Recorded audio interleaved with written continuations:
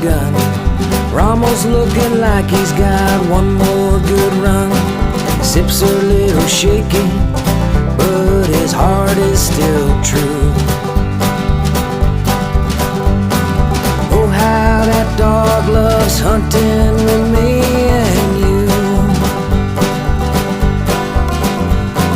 Sporting Dog Adventures, run, boy, run.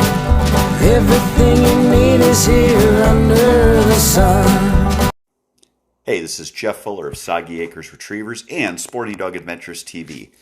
We have had a great run showing our love for dogs with our show, our podcast, our social media, and all of that is based on Soggy Acres Retrievers. We proudly bring this podcast to you by Soggy Acres Retrievers and ask you, if you are looking for training, boarding, or a yellow, black, or chocolate Labrador Retriever puppies, please check out soggyacres.com. Remember, everyone deserves a soggy dog. Jeff Fuller from Sporting Dog Adventures and Soggy Acres Retrievers. In our house, my wife hates having the plastic kennels and wire crates. We need them for the dogs because we have times when they need to be put somewhere, but she cannot stand the look. So we talked to DCT Kennels, and we now have a new partnership with them for a product that is a crate, but also a piece of furniture. If you want something that is practical as well as great looking, check out DCT Kennels. Harry, hello from Pennsylvania. If you haven't been on our Facebook Lives, please let us know where you're from. Also, let me know what kind of dog you have. Facebook Lives are fun to do. They are only fun for me if you guys are asking questions, so please ask questions. It's summer, it's training time. We are looking toward getting ready for hunting season, and I will tell you that being a dog trainer, I basically take in dogs for 6 months. And the other time of the year, we do some obedience dogs and we do our puppies. We do puppies and dogs right now, so it's a very busy time of year for me. With that said, I get into the second group, and I'm about 5 weeks into the second group, so I've got just under 2 months left, and it is like pulling teeth trying to get me out and getting me trained dogs. It's tough because I am dreaming of hunting season.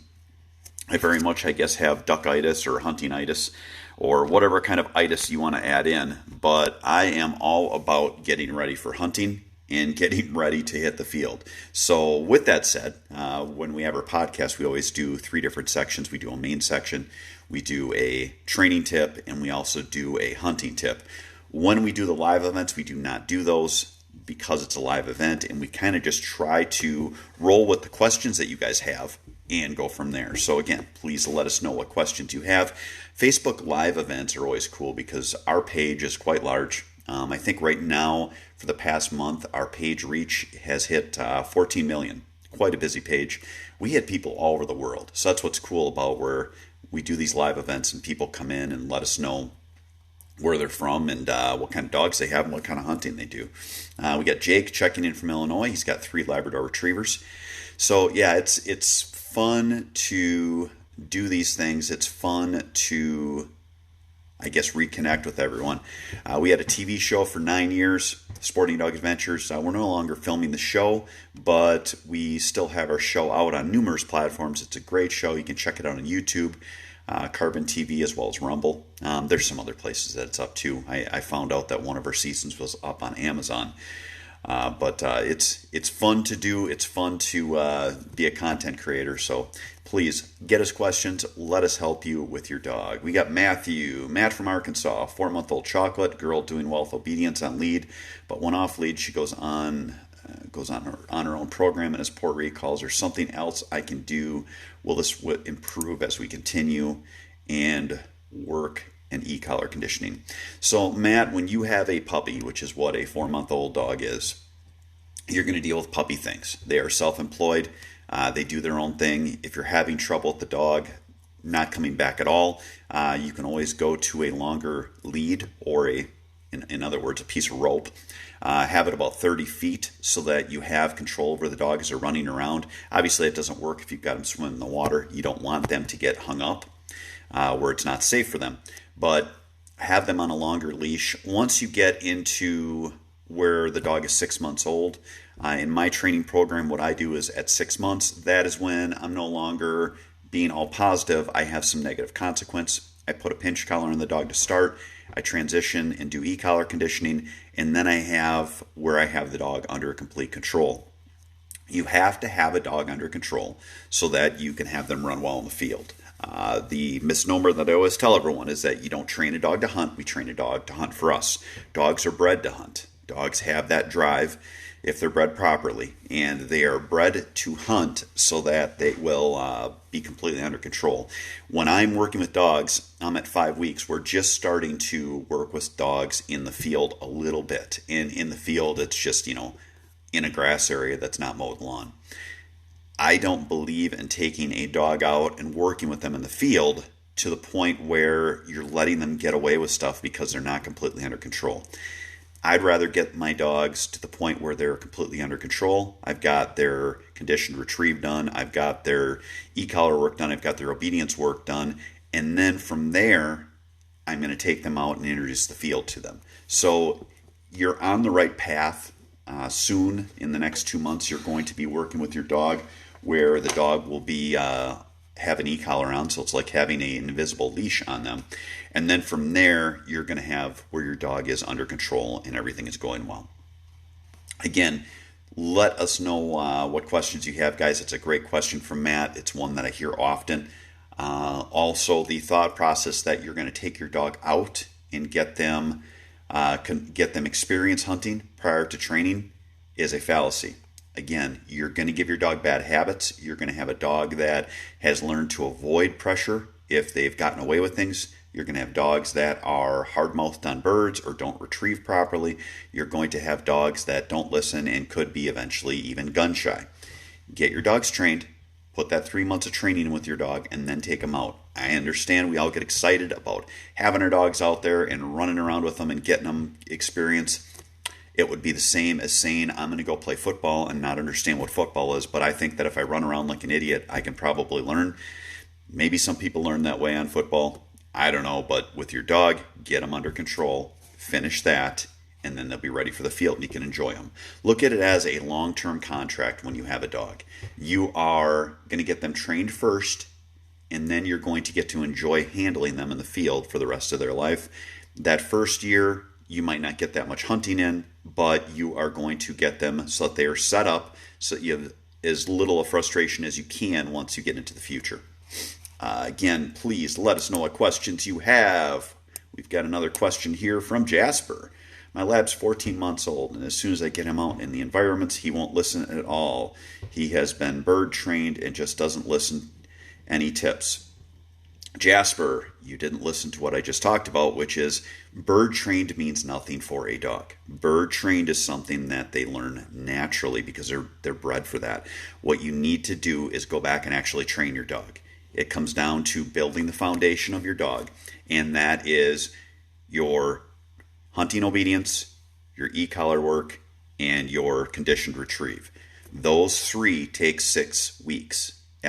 For a professional, that takes 6 weeks. So you're going to get those done, and then you're going to build your house up. Otherwise, what happens is folks skip those steps, and like what you're seeing, Jasper, happens where you take the dog out, and because you didn't build the foundation on your house, with that being your dog, everything collapses and falls down. You need to take a step back. You have plenty of time this summer. Go back, stop working with birds, work with your dog on heel, sit, hear, kennel. Then work with your dog on mouth control, on your conditioned retrieve or force fetch. Get your dog an e-collar, work with them on e-collar conditioning and reinforcing that obedience, and get the dog so they are ready to be in the field and not just running around and not listening. So I hope that helps. Mr. Peterson, Jagger heard my voice and now is looking around. Chad Peterson had his dog trained by me, so I get that often. When we used to have the TV show, dogs that I would train would always look at the TV funny when the show was on, and it was a dog that we had worked with. It's fun to work with dogs. It's a lot of work. It's very hard on your body, and it's a commitment where when you work with animals, you basically don't have much of a life because people act like it's great because you're living the dream. You get to be outside all the time. Reality is you start your day at 6 a.m., you end your day at about 8 or 9 at night. You have animals to care for, so you do not get to take days off. Occasionally you can get good kennel people like we have, which helps, and you can get away for a few days. But overall, you have to work with these animals so that they are under control, biddable, and ready to go. Let's see, Jasper, he's really high drive and hard to reel in. Thanks for the advice. Jasper, dogs that are good to train with are always going to have that high drive. That means that they have good drive. It's just dialing that stuff back and actually doing the training first and not taking them out for the enjoyment of running them in the field.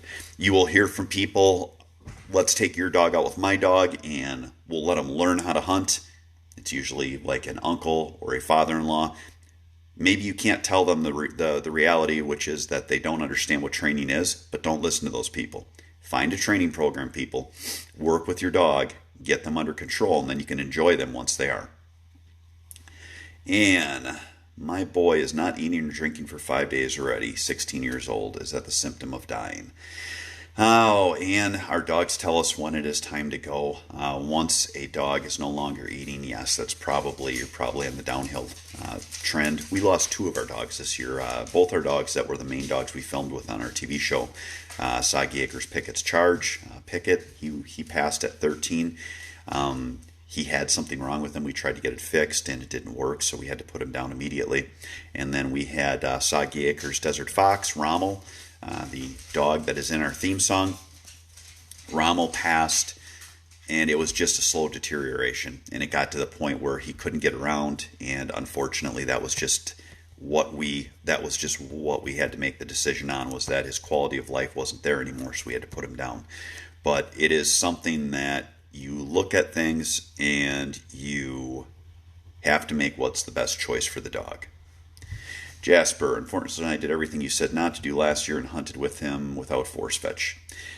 Jasper, again, if you skipped steps, now's the time to go back. Don't accept where they're at. You would be surprised and shocked at how wonderful dogs can perform and how you can make their level so much higher and actually your enjoyment so much more when you do train them. So just find yourself a formal training program and roll with it and get the dog dialed in and at a good place. If you guys want to do something fun, go to a hunt test. They have field trials too, but field trials they're not as realistic and they're almost so long that I don't think you get to appreciate the dog's work. But if you watch a hunt test, go to the top level, whether that's a finished level at an HRC test or a master level at an AKC test. Watch these dogs and how precise they are and what ability and what natural talent they have. Not all dogs can accomplish that, but you can accomplish so much by your dogs by just taking the time to train them and get them into a position where they can succeed. Once you have your dogs trained, you are going to enjoy them more, and actually the dogs will enjoy being out there and running more. It's always funny. I tell people that 90% of the dogs out there, when you're out hunting, you think they have the same name. They're all called Damn It, because people are frustrated with them, pardon the language, but it's always damn it this, damn it that, and they're upset with the dogs when, in essence, if your dog is not listening and not behaving, it's a lack of training. So you should be upset with yourself. So look at yourself and realize that you need to do better for your dog and get them in a position so that they can succeed. Jeff Fuller again from Soggy Acres Retrievers and Sporting Dog Adventures podcast. When you look at hunting, you need to have yourself prepared. Our good friends at Mech Outdoors have reloading supplies as well as great clay target machines to get you prepared so you have more success in the field. Don't get that dirty look from your dog. Check out Mech Outdoors. Our great fans of the Sporting Dog Adventures podcast, we are growing at an astronomical rate, and I want to thank you all. I do ask one thing from you. Please give us a 5-star rating on iTunes. Please give us a thumbs up, follow us, subscribe to us on whatever other platforms you're on. And the most important thing I can ask, share our podcast with your friends so that we can grow our love for the dogs and dogs in the field and make it so that people are more involved in our sport. Again, thank you so much for being listeners. Take care. So again, let us know what questions you have. Let us know what we can help with. We love to get more questions today. Again, we do this 15 to 30 minutes. We will end up probably pulling the plug here in the near future. We have Memphis coming up. Memphis is my co-host. She likes to be on Dog Talk Live. We've got a couple of people that really enjoy seeing her, so we'll get her up on my lap. She honestly doesn't do anything but lick my face when she's on the show.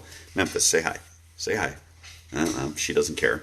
She likes to hug me. She likes to be part of the show, and I guess that part is that you have the back of her head while she's on the show. We have Scarlett down here. She's also saying hi. Let's see here if we can get Scarlett on. Memphis is falling down. Scarlett's here. Here's Scarlett. This is Scarlett. She's also nuzzling me, trying to bring me toys and get me to play. Dogs are kind of like kids. It seems like the minute that you have an ear in your phone, or your phone in your ear, or you're trying to do a streaming event, that's when they all want attention. Little kids seem to be the same way, but it's always fun in our house. Always something going on. Right now we have 2 dogs in the house. Now we've got 2 that are out. Tank and Ace are running hunt tests, and the 2 that are here are really soaking up the attention.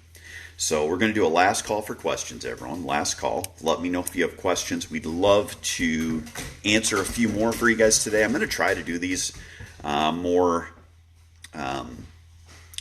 reliably in the future here. Hopefully at least one a week. It's just been rough. We've had such a busy time, so it's trying to get to the point where I can balance the online life as well as the training life.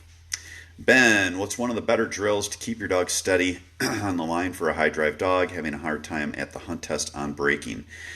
Ben, if you have a dog that is breaking, I would stop running hunt tests and get it fixed. You're going to have to train with more people, and people that are going to run dogs so you can make your dog honor. But what I will tell you is my dog, Rommel, he had a breaking issue, and the more we ran him, the worse it got. When we were running him on doubles on the senior level, he would pick up the first bird almost on a fly. Well, actually it was the second bird, but it was the go bird. The first bird would go down, the second bird would be in the air, and he would take off, and he would hit the jets and damn near catch it on a fly. You got to fix that first and get him under control. You're going to use a lot of collar pressure, and you want to make sure that he's not collar wise. So you have to run him also when he doesn't have a collar on him. But I would first get him under control with collar pressure. Find other people you can train with, find a group, find a club, and get it under control, because when you are letting them get away with it at a hunt test, speaking from personal experience, it's really hard to fix. Lewis recently adopted a 7-year-old beagle, stray or dump, who knows. Great drive, great voice, good house manners, no desire to recall on command. How do you start? Lewis, you're going to work with your dog on an e-collar. You're going to do e-collar conditioning. Look that up. It's how you introduce the e-collar to the dog. Then you are going to work with the dog on reinforcing those commands. When you're doing e-collar conditioning, you're going to work on sit and hear commands. When you have that hear command, you are going to use a long line so that you can pull the dog toward you, so he understands that you turn pressure off by listening to the collar, whether it is sitting or coming to you. So I hope that helps. Can you talk holding blind manners? How do you teach them? How do you get quiet or still? How to maintain? Sherry. Holding blind manners. Sherry, you're going back to my first dogs when I started running hunt tests, and what I learned as well. You have to work with holding blinds in your training. You have to work with holding blinds and other dogs running while your dog is in the holding blind, and then use pressure to keep them so that they are under control. That is something that if the first time a dog has seen a holding blind, they will tear it down. I have been there. My dog Lilybell, which was my first hunting dog I owned that I ran in hunt tests, pulled a blind down. It is inherent that they want to look out and see what all the commotion is and what all the fun is. So we need to teach them those manners, work with them on holding blinds, work with them on walking at heel from one holding blind to another. You can buy holding blinds. We used to actually sell them. We bought a whole pile of them from Gunners Up. We don't have them anymore, but you can buy holding blinds and then set them up in your training so you have one or two that you can walk from to the next spot. Sometimes you will have hunt tests where they are using vehicles or large bushes as holding blinds, you're going to want to do that. And then just work with those in your training so that when you get these dogs to a competition, it's not the first time they've seen them or they're seeing them often. I've got a good friend that runs the HRC Grand. What he will do is they will take their dogs. He meets with, I think, like 4 other trainers. They meet somewhere at least a week before the Grand, and then they run their dogs every day on training scenarios, sometimes 2 to 3 scenarios a day. Why that works for them and why they get a higher pass rate is because it's basically creating that circus that happens when you are running competition. And that gets the dogs so that once they get to the Grand and they have this big circus going on, they're used to it because they've had the past week to 2 weeks that they've been working in that environment. So I hope that helps. Hey, this is Jeff Fuller from Sporting Dog Adventures Podcast. I want you to know that we buy all of our trucks at Boucher Automotive. We go to Janesville. They've got a great selection, great staff. If you're looking for a new truck or car, check out our friends at Boucher Automotive in Janesville. All right, let me know if there are any other questions, and we will answer them for you. I will give you guys a little bit of time. If you guys love dog content, this is our page, Sporting Dog Adventures. If you want, go on and look at our show, Sporting Dog Adventures TV. We've got it on YouTube. Just search Sporting Dog Adventures TV. We've got it on Rumble. We've got it on Carbon TV and a lot of different places. My new passion is the podcast that we have, the Sporting Dog Adventures podcast, so that we can still connect with everyone. And what I do, I kind of double dip. I'm actually running our podcast right now with our Dog Talk Live so that people can listen to these questions from the fans. If you have a question you'd like to be on our podcast, you can email it to me, sportingdogtv@gmail.com. You can also send me a message here on the page, but a lot of times when it comes on this page, because of how many messages we get, there'll be about a week lag time. You can leave us a voice message on our podcast if you go to the Anchor platform. And if you want to support us, I know Facebook has this new stars thing where you can send people stars. I have no idea how it works, no idea what it does, no idea even how it pays. You can do that. You can support us through our podcast with our Anchor app, or you can log in and create an account. Even if it's $1 monthly, everything helps us get new equipment, helps us keep on the path of getting more people involved with dogs in the field.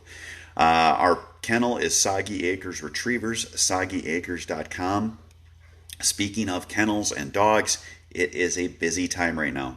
You are going to really struggle trying to find puppies for sale. We are right now, to give you an idea, into 2022 on all colors of pups.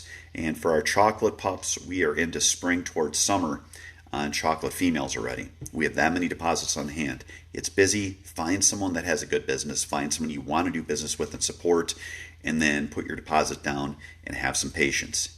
Again, it's a 15-year contract with the dog, hopefully, at least 12, hopefully. You've got a long time with them. Get what you want. Get the health guarantees. Get the health clearances. Make sure you're getting the dog that you deserve so that you can be happy with them in the field. Last call for questions. Once again, the last call pulled us quite a few questions, but we're going to do a last call. We're going to give it a couple of seconds here. Feverishly type away if you have one. Otherwise, put this in your back pocket and remember for next time that we want questions. Again, it's great connecting with everyone. I enjoy doing Facebook Lives. I would do more of them, but it's just so darn busy right now this time of year. We've got 3 litters of pups on the ground, and I've got 10 dogs in for training. So it is something where if you imagine just the training end of it is busy, the caring for the puppies is busy, but then you get to care and clean up after that many dogs. So it is quite the task during this time of year, but don't feel sorry for me because when hunting season comes, I will have not many litters and no dogs in for training, and I will get to,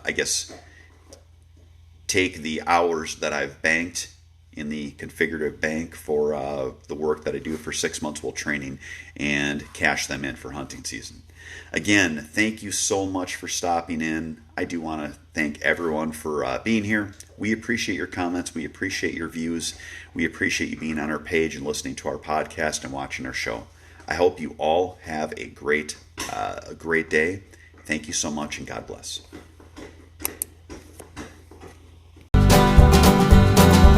Sporting Dog Adventures. Run, boy, run. Everything you need is here under the sun.